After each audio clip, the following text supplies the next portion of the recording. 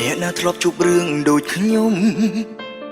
គ្រួសារបងខំអើយរៀបការឲ្យប្រេចការតាក់ទងជាមួយនឹងសង្សារហាមតវ៉ានឹងច្បាប់បញ្ជាសម័យនេះហើយនៅមានទៀតឬមួយជាកម្ពីឲ្យមនុស្សស្រឡាញ់គ្នាត្រូវបែកបាក់គ្នាលែងមានវេលាជុំសាសងមិនចង់ក្រោកបើកភ្នែកឡើងសមនឹងឃើញអូនយំឈឺចាំបងរស់មានក្តីសុខឯអូនរំដូចស្លឹមអមអ៊ុលអាប់របួងបែងដងស្គាល់ចិត្តគ្នាច្រើនឆ្នាំហើយដែរមិនអាចផ្ដាច់ចំណងជូតទឹកភ្នែកនួនអងហើយកាន់ដៃបងត្រូវឲ្យឆ្លងអមបសាឲ្យបានបងមិនព្រមយកប្រពន្ធទេបើអូននៅតែយំបើឲ្យបងក្បត់អូនក៏តែមេឃរលំភ្នំរលាយអំពីផែនដីបងមិនព្រមយកប្រពន្ធទេ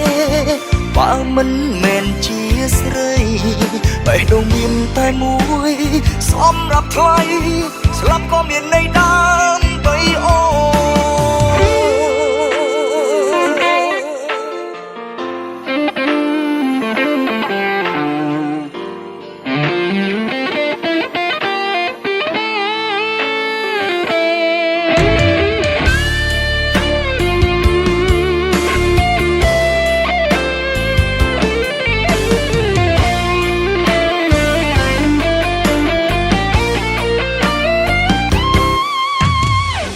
ចង់ក្រោកបើកភ្នែកឡើងសមនឹងឃើញអូនយំឈឺចាំបងរស់មានក្តីសុខឯអូនរំដូចស្លឹមអមអ៊ុលអាប់របួងបែងដងស្គាល់ចិត្តគ្នាច្រើនឆ្នាំហើយដែរមិនអាចផ្ដាច់ចំណងជូតទឹកភ្នែកនួនអងហើយកាន់ដៃបងត្រូវឲ្យឆ្លងអមបសាឲ្យបានបងមិនព្រមយកប្រពន្ធទេបើអូននៅតែយំបើឲ្យបងក្បត់អូនក៏តែមេឃរលំភ្នំរលាយអំពីផែនដី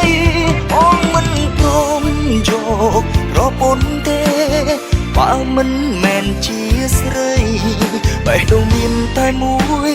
សម្រាប់ថ្លៃស្លាប់ក៏មានន័យដើម្បីអូ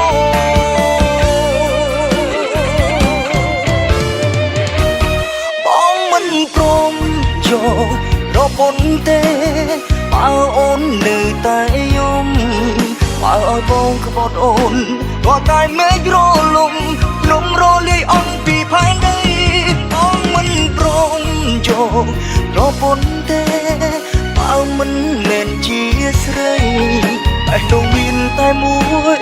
សម្រាប់ថ្លៃស្លាប់ក៏មានន័យដែរ